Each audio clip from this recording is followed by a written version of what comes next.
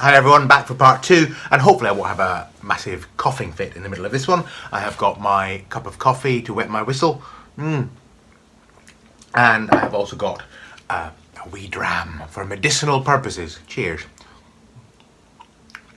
And yes, I know it's still daylight outside, but I'm on a holiday, and it's medicinal, and so there. I don't even know who I had that argument with. I had that argument with nobody but myself. That was me and my multiple personalities arguing with each other over whether I should have a dram of whiskey on camera. But I've already blown my nose on camera, see the previous video, so what's a whiskey between friends? Anyway, it's only a little. Why am I justifying this? I can have a whiskey, I'm a grown man. Good Lord, Brian. Anyway, this video is part 2 of my magical methods video. But in this video, we're not talking specifically about magical methods. We are talking about books that outline different magical methods. And I would like to recommend it to you as part of my my kind of magic series. And I've specifically chosen these books. I've got various books on magic, some of which I've already mentioned, but I've specifically chosen this set of books, and I've got several here, because they are particularly accessible. So what you'll see is that none of these books include writings by some very famous magicians like Aleister Crowley or Arthur Edward Waite, etc. Not because I don't think that those books have great value, they do, and if you're into Thelema or into ceremonial magic or into the tarot-based magic of the Golden Dawn, then of course those are things that you may well want to check out. But the reason I haven't included them is simply that for people who are interested in exploring magic at a fairly beginner level, or who want to take quite a fluid approach to magic, I find that they can be a little bit too prescriptive. So if very prescriptive approaches is what you're after, then fine, do seek them out. But if you're looking for something that's a little bit more open-ended and a bit more free-flowing, then hopefully you'll find some things in here that will be useful to you. That's not to say that some of the books I'm about to describe to you and show to you are wishy-washy or don't require a degree of discipline in the practice of the magical methods they espouse. Many of them do, but as I say, they are kind of just a bit more open-minded. So, what I'm going to do, you know, where to begin really in terms of where to start. I'm going to start off. Actually, let's just dive in with some of the kind of ceremonial magic type of stuff. Excuse me while I duck off camera and come back up. I keep thinking I'm going to edit out these kind of ducking off camera bits, and I never do. Not really worth it. So ceremonial magic. So this is the kind of magic that involves very ritualized practice, you know, setting up a magical circle. It doesn't have to be ceremonial magic in order to do that. Of course, you can set a magical circle up for any kind of magic, any kind of magical working, but certainly it would involve that. Very often it involves invoking archangels at the quarters and carrying out Kabbalistic kind of things like the Kabbalistic cross or the lesser banishing ritual of the pentagram, etc., etc. And you know, very often ceremonial magicians will have particular paraphernalia that they will use. They will dress up in a particular way. They will have ritual tools like the sword and the cup and so on, and some aspects of that practice, of course, have found their way into Wicca and things like that. So if you're into all of that, then that is absolutely fine, and it is a very valid magical practice. But the books I've chosen are actually books that take a slightly different approach to them. Well, 2 of them are, of the 3 I've got here. So let's start with the one that is perhaps the most traditional, if you like, but is actually very accessible, I think. And that is Magic for Beginners, written by J Brennan. And J Brennan, just to give you an idea of who he is, he, I believe, worked with the what do you call it? The Servant of the Inner Light, and was involved in that, and had worked with various other people who are part of the ceremonial magic approach, and there's various different things in here, various kind of ritual things. There is information on low magic and high magic. There are particular rituals and exercises that he outlines, things like the banishing ritual of the lesser pentagram, the fountain of light, a talisman charging ritual, invocation of elemental energies, the rose cross ritual, and also has sections on low and high magic, so information about how to carry out ritual workings, how to do path workings, how to work with god forms, how to do ceremonial magic, etc, etc. So there's various things in here, quite readable, quite accessible. I think some might find it slightly dumbed down in parts, no disrespect, but I think those who are perhaps a bit more traditionally inclined might find some of this a bit simplistic. But if you are not particularly inclined to the more detailed ceremonial magic stuff, then this is quite a good place to start, because it does take a kind of ceremonial magic approach to things, but not entirely. The other one that I'd like to recommend is very much based on ceremonial magic, and is in fact based on the whole process of going through the initiation in a magical lodge, but it's all done at home by creating a magical lodge in one's own mind, a kind of astral lodge, and it's called The New Hermetics, and it's by Jason Augustus Newcomb. I found this an extremely readable book, very enjoyable, the kind of thing that even if you're not particularly into ceremonial magic, you'll enjoy, and it's based around path working across the up the tree of life, and it's split into the information about the magical models that he's using, modern magical models for the New Hermetics. He talks about neuro-linguistic programming, NLP, psychological metaphors from Jung, Reich and Leary, and then the actual New Hermetics program itself, which has various different levels of instruction and initiation. It talks about going into an altered state. In my last video I talked about the importance of going into trance before going into one's magical enactment. And then it splits the levels into the initiate level, the zealot level, the practitioner level, the philosopher level, the adept level, and then beyond adepthood.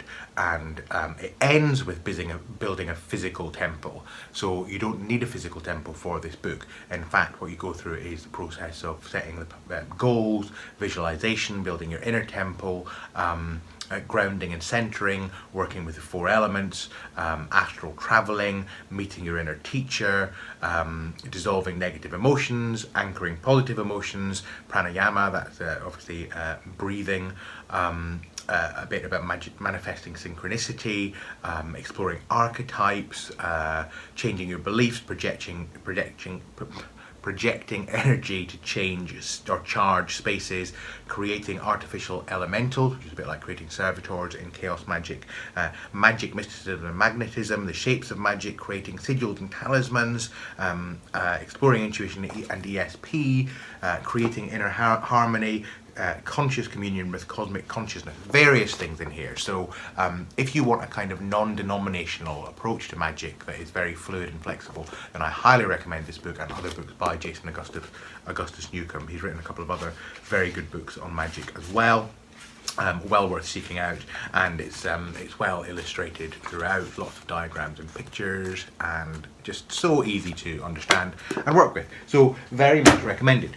Another one, if you are interested in exploring ceremonial magic, but you don't really want to go into becoming a ceremonial magician and going through all of the detail that involves, and I haven't actually read this book in detail, I've only skimmed through it, but it's very interesting. This is about using your tarot deck, any tarot deck, which of course has Golden Dawn correspondences, to carry out Golden Dawn magic, and it is called Tarot Magic, in fact, and it's by Donald Tyson. And let me just read to you what's on the back so you understand fully what this is about. Discover an easy way to perform ritual magic with only one tool, tarot. Say goodbye to ceremonial robes, incense, candles and oils. You won't need them with this powerful and complete system of ritual magic that simply uses the cards of a standard tarot deck. Based on the Golden Dawn tarot correspondences, these rituals can be performed anywhere and take only a few minutes to complete. Join popular author and ritual magician Donald Tyson as he shows you how to work magic on the astral level by projecting your awareness into the ritual tarot layout. Learn how to set up an astral temple, build an altar, cast a magic circle, and create a triangle through which to actualize your purpose. Explore charm magic, work with elemental forces, and evoke or banish entities. With this innovative symbolic approach, you can erect an entire ritual temple anywhere you choose. So if you want to go into ritual magic and explore what it's all about, but you don't want to do it in in all the detail that it would normally involve, this could be a really very interesting book to explore.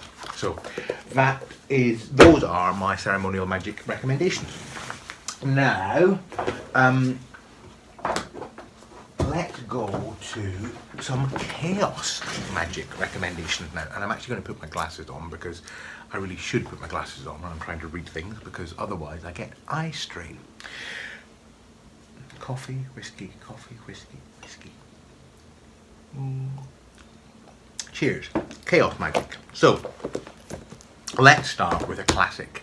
Now, the granddaddy of chaos magic is Peter J Carroll, author of Psychonaut and Liber Null. I have not read those. I have got a Peter Carroll book. I will talk about it in a future video. It's actually a deck that a book goes with.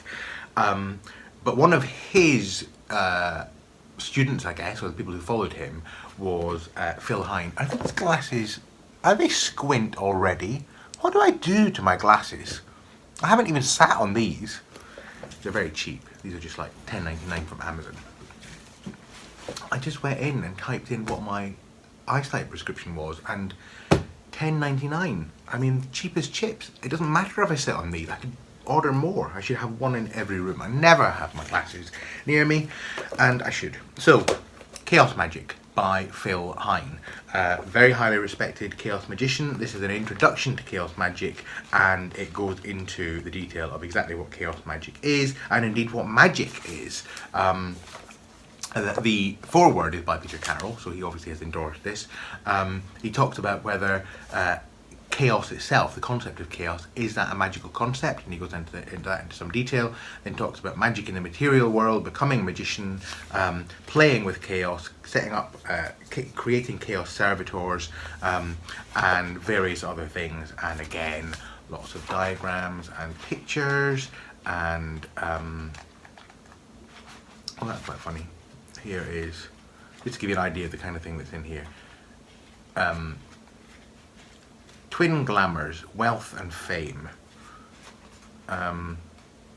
love and getting laid magic, protection, magical weapons, a sorcerer's toy box, sigils and all that kind of stuff. So everything you want to know about chaos magic is in here in a very readable, accessible style, and quite a kind of irreverent style as well. So if you don't like that, if you find that a bit kind of grating, as some people do, then you might find that it's not quite for you. But if you are interested in exploring chaos magic further, then it's a very good book. A more modern book on chaos magic is The Chaos Protocols by Gordon White. Gordon White is the host, the creator and the host of the very excellent Rune Soup blog and podcast and YouTube channel, and highly recommended, worth checking out. There's lots of interesting interviews with very interesting people. And this book is based on the idea of navigating the new economic reality. So it's kind of founded on the idea that things are a bit tricky for us all just now in this world and in this society. And magic, chaos magic, is a way of dealing with it. And he explores the chaos magic in some detail, and talks quite a lot about sigils in this, and he has developed some very interesting sigils, is where you set a magical intention, turn it into words, turn those words into a symbol, and then charge that symbol magically in order for it to get to work in manifesting what you want it to manifest. And he talks about using different ways of making your sigil magic really effective, including things like shoaling, which is where you make lots of sigils for lots of different things and charge them all and send them all off. Because part of what you're meant to do in sigil magic is part of that, releasing attachment to the outcome. You're meant to forget what the detail of the the sigil is, what the actual detail of the sigil is, so that you can remain detached from it and allow it to get on working without your conscious interference. So he talks about doing that, and shoalings, where you do lots of sigils so it's easier for you to forget. That's what shoaling is. He talks about tarot, various other things in here. So, very interesting book, very readable, quite erudite in its approach. And then finally, for the Chaos Magic bunch, 3 books by an author that I think is very interesting and very readable. And actually this goes into more than just Chaos Magic. 2 books that he wrote called High Magic, and he is Frater UD, so High Magic and High Magic 2, just to give you an idea of what they cover. What is magic?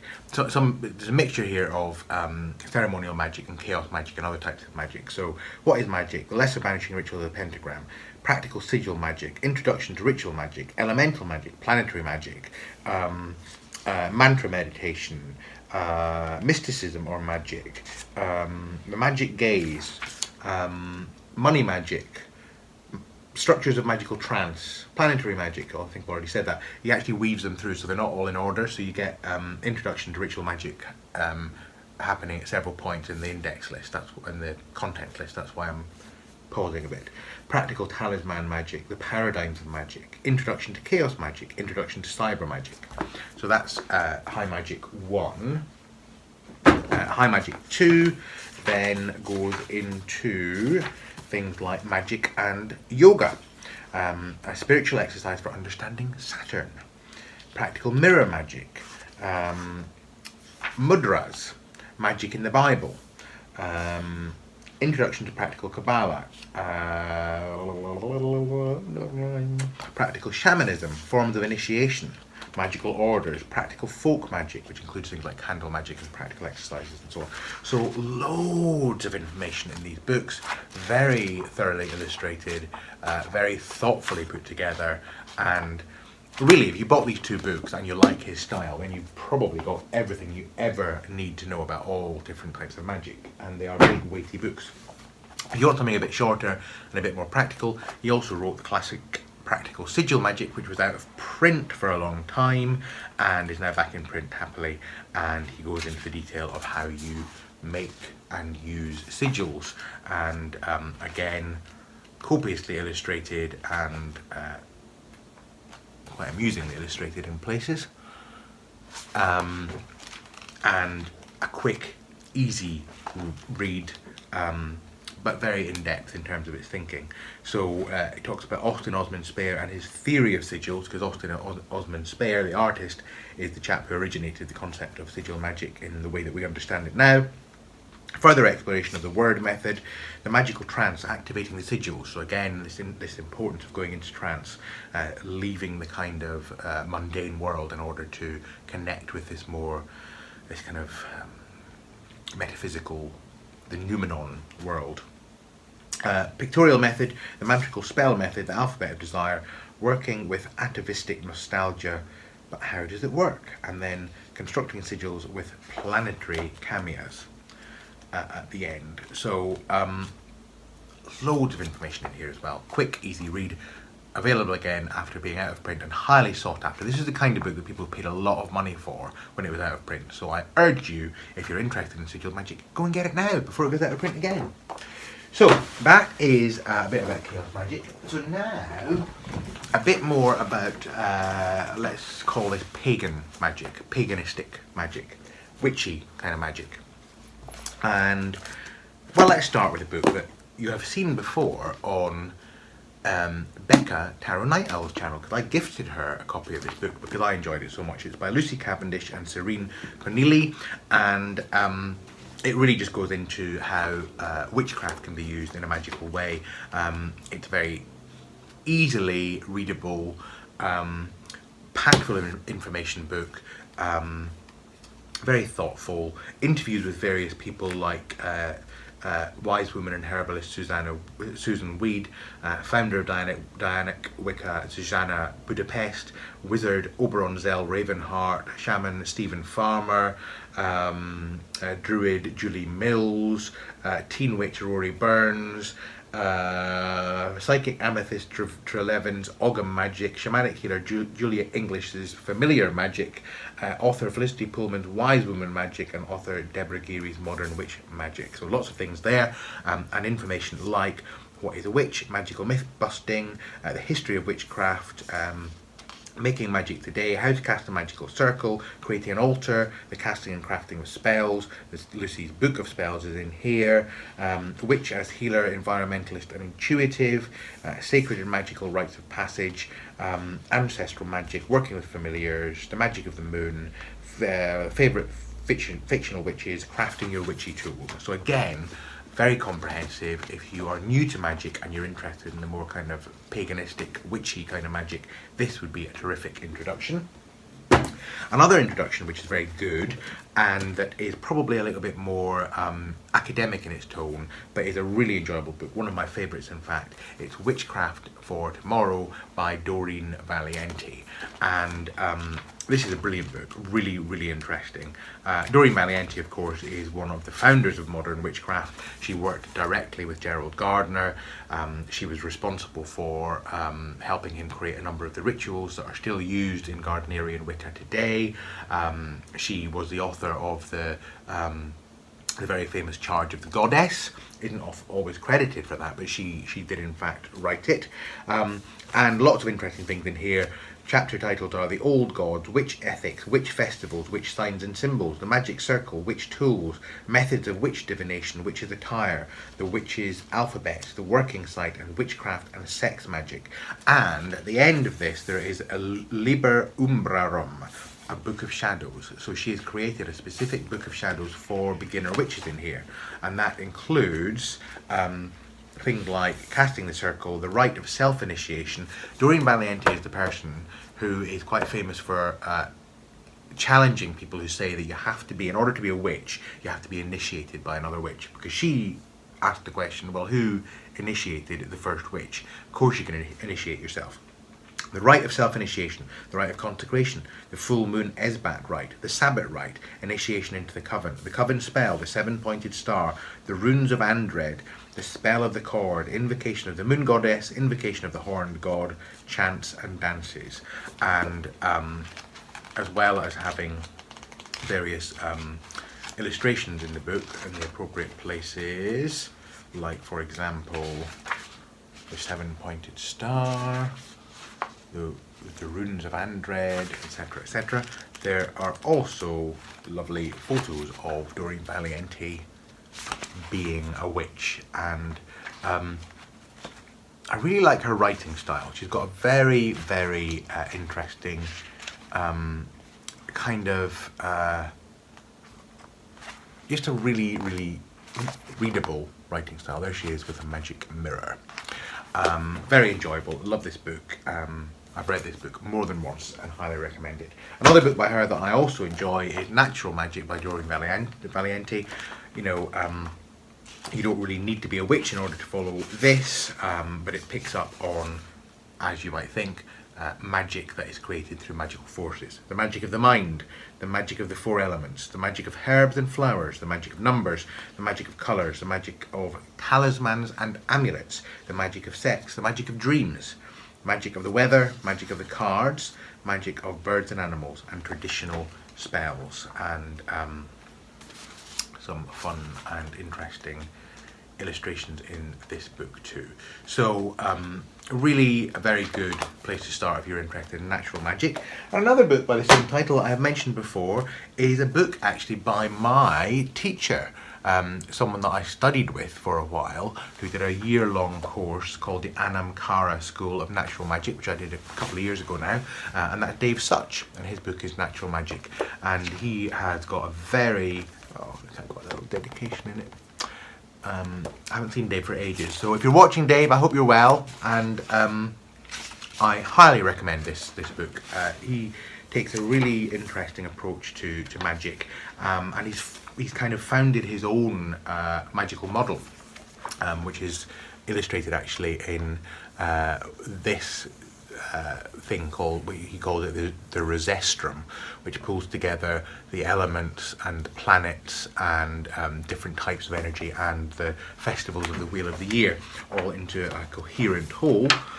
And he speaks about 3 principles of natural magic: the energy of the sun and the moon, work on the material self, creating a magical lifestyle, working on the non-material self, grounding the elements and connecting to the non-material self, the cauldron and the wheel. So he talked about, the Wheel of the Year, and also using the cauldron for magic. And he talked, he actually has something he calls cauldron work, where you take a cauldron and you can either put things in it that you want to get rid of and burn them up, or you can put things in that you want to kind of cook and incubate and bring more of into your life, and you can do it in different ways.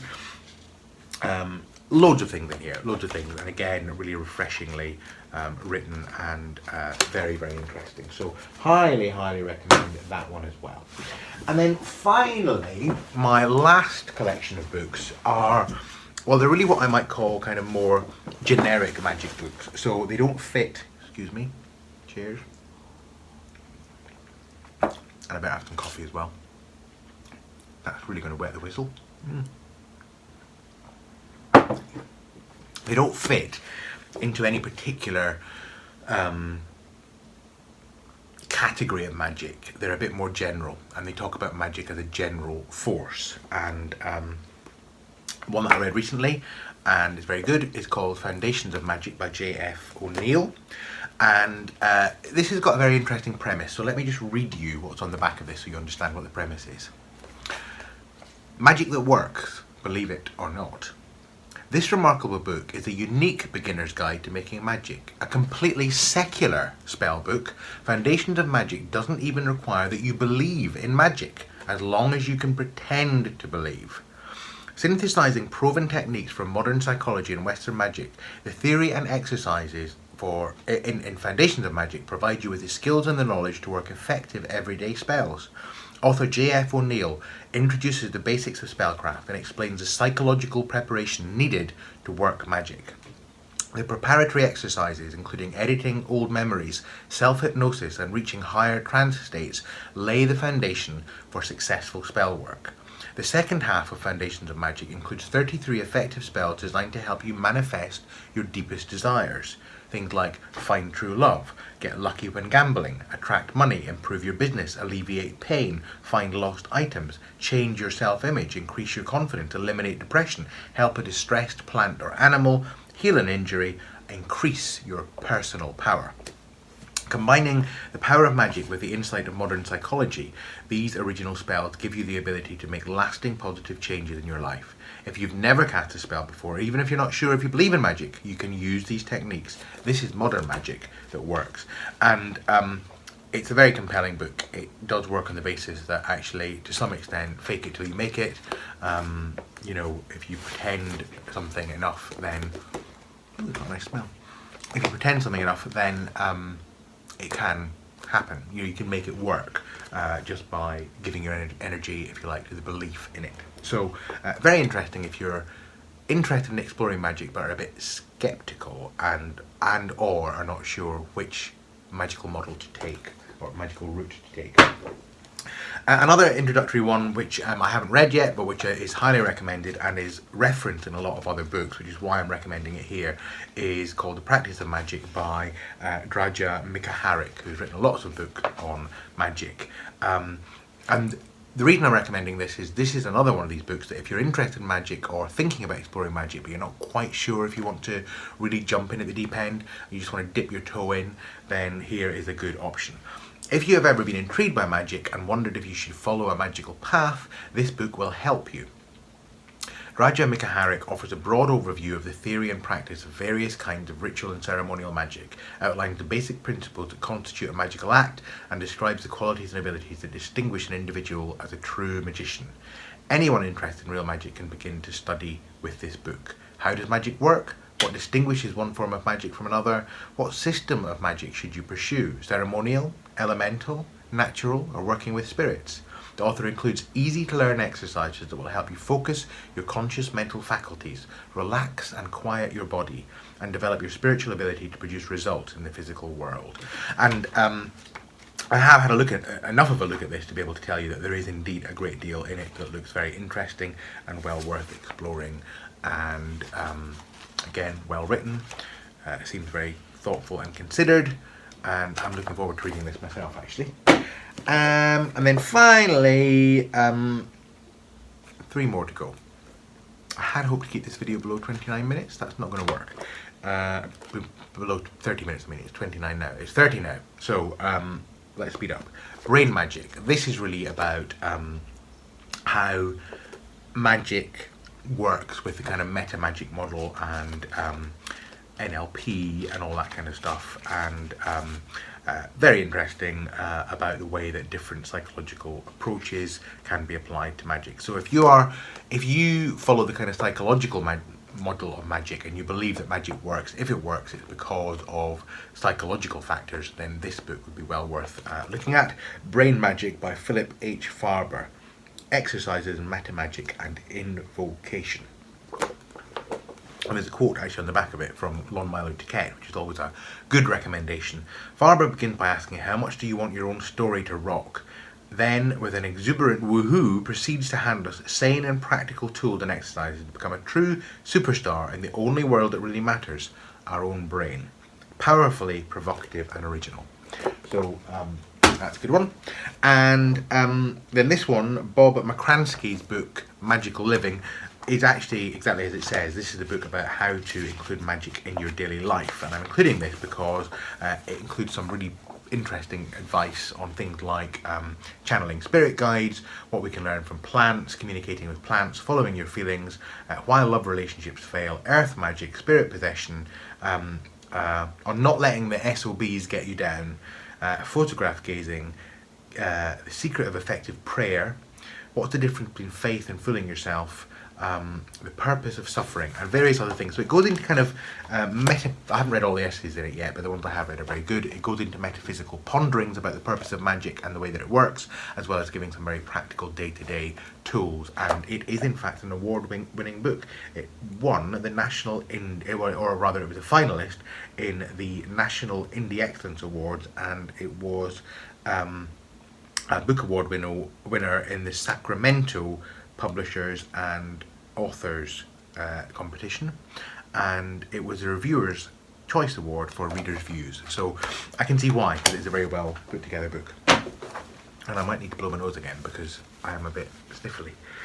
Finally, I've saved, if not the best, certainly one of my favourite magic books of recent times. Excuse me, this is so